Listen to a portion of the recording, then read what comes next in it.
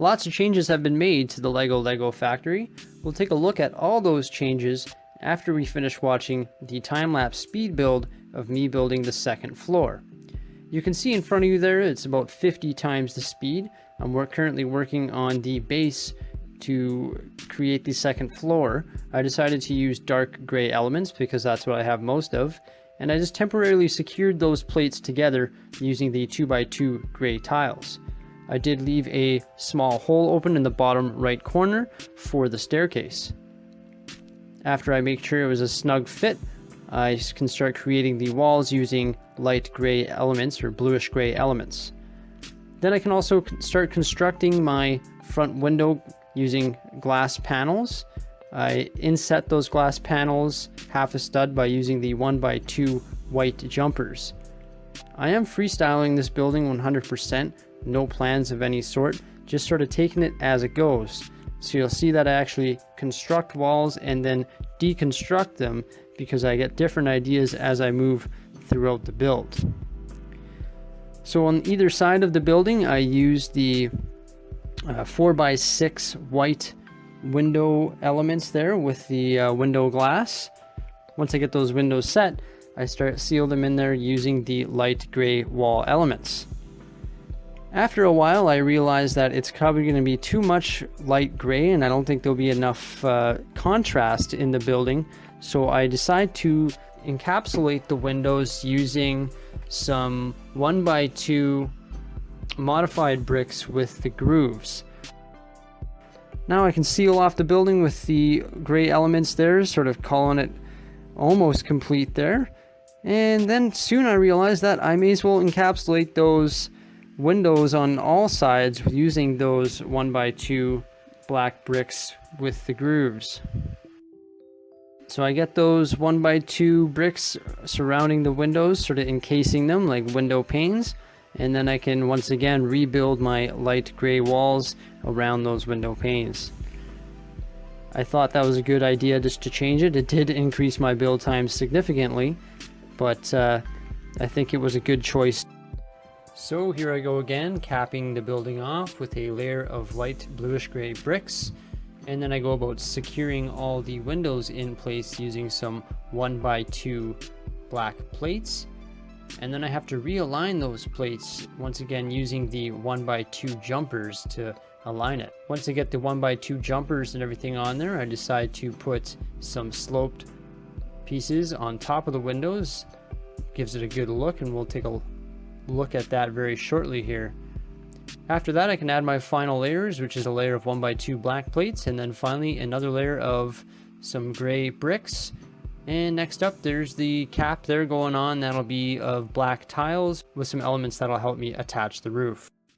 So there we have the first and second floor of the Lego Factory. As you can see, I've made lots of changes to the front of the building here, including the Lego made Lego logo. There's also the lights that I put around above each window on the bottom floor, with the garage door with the translucent panels midway through the door.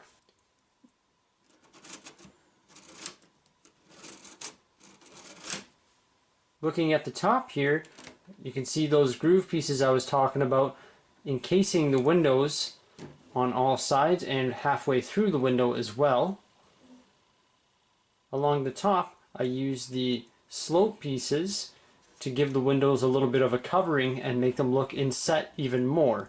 The windows themselves are inset half a stud using those white 1x2 jumpers. Looking at the back of the building, you can see the set of 4x6 stud windows, two sets of those surrounded once again by those pieces with the groove. Then on the back you can also see two more garage doors. Those garage doors are set in 3 studs. I have yet to tile around the bottom here and do any interior features in the inside. On either side of the building there's another set of those windows, and then the smaller sets on the bottom. I don't know how I feel about these windows anymore. I feel like they're a little bit too small in proportion with these. There is something that I'm going to have to change there. I might have to put only one of these windows sideways in each thing so it's not as tall as a window. Here's a quick view from the other side. You can see there's symmetry around the building with all of the lights being centered over top of the little windows. Looking down at the factory from above, you can see that I still have to construct the roof. I still have to go through a lot of planning on what I'm going to do for that roof. We can see the hole in the second floor here for the stairwell to come up. Right now the second floor is held together by these 2x2 tile pieces. I do plan on removing all of those once I start working on the interior details of this building here. I think on the second floor is going to be where they're going to be manufacturing the Lego bricks. So there'll be a couple conveyor belts and a couple machines that look like they're molding the Lego. After Lego is created, it'll go down the stairs there and into the first floor, where then they package the Lego here and then load it onto the trucks that leave out those doors there. I might have room to sneak in like an office of some sort right here, and then there'll be a hallway here where they bring the freight to the trucks, and this is where they package the Lego. So I think that's what I'm going to do for the inside details. As for changes to the second floor, we can see that I actually encased the whole thing in red along the top. At first I was planning on doing white, but I decided to go with red. And then I found a way to get these door tracks in here without any support beams, so it's actually an open concept there. It's going to give me a lot more room for creating interior walls when I come to doing the interior details. We can see on this here, this is the second floor top. I actually put some red and yellow pieces. That's just because I'm out of the necessary parts to do it in black. Once I get more 1x1 square black tiles, I'll be able to finish that off so it doesn't have those weird colors. I did decide to go with red and yellow because that's the colors of Lego. The top very easily just goes right back on. It's actually quite a light structure, which is very easy to move around and pop back on.